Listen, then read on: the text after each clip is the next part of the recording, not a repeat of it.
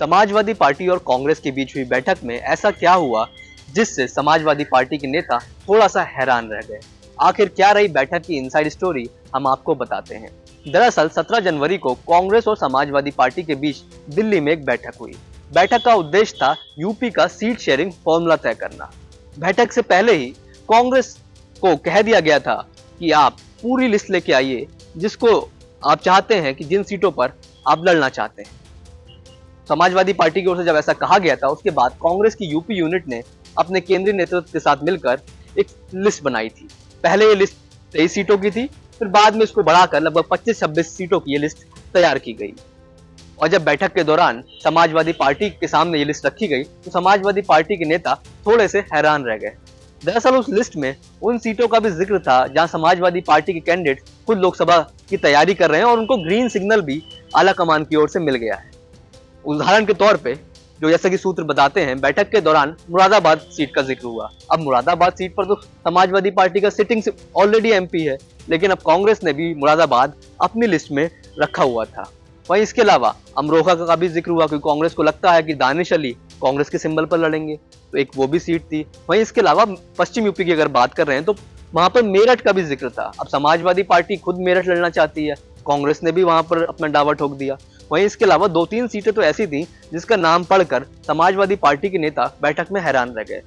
अब उस लिस्ट में जिक्र बलिया को लेकर भी था। अब समाजवादी पार्टी खुद बलिया लड़ना चाहती है। उस लिस्ट में कैसरगंज का भी नाम था।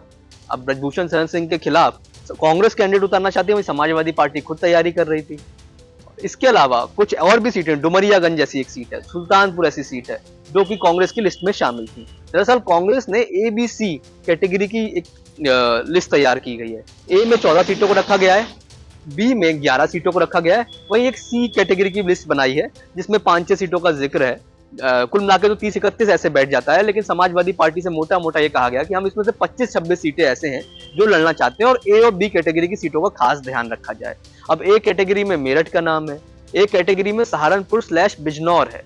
अब बिजनौर समाजवादी पार्टी भी लड़ना चाहती है और कांग्रेस ने सहारनपुर/बिजनौर इसलिए किया क्योंकि इमरान मसूद इस बार सीट बदलना चाहते हैं। दरअसल इमरान मसूद चाहते हैं कि अगर उनसे बिजनौर से उन्हें लड़ने का मौका मिल जाए तो क्या कहना है, क्योंकि उन्हें डाउट है सहारनपुर को लेकर, हो सकता है कि कुछ इधर उधर हो और बिजनौर से शायद वो ज्यादा बेहतर चुनाव लड़ पाए। जब कांग्रेस के नेताओं ने ये समाजवादी पार्टी को बताया कि हम बिजनौर भी लड़ना चाहते हैं, समाजवादी पार्टी हैरान रह गई क्योंकि सहारनपुर तो वो मान के चल रही थी कि इमरान मसूद लड़ सकते हैं वहां से, लेकिन बिजनौर वो ये मान के चल रही थी कि हमारा ही नेता लड़ेगा। इसी तरह मेरठ का जिक्र हुआ, तब भी यही हुआ। बरेली सीट भी कांग्रेस ने अपने लिस्ट में रखी हुई थी। जब ये सब नाम समाजवादी पार्टी ने पढ़े तो हैरान रह गए।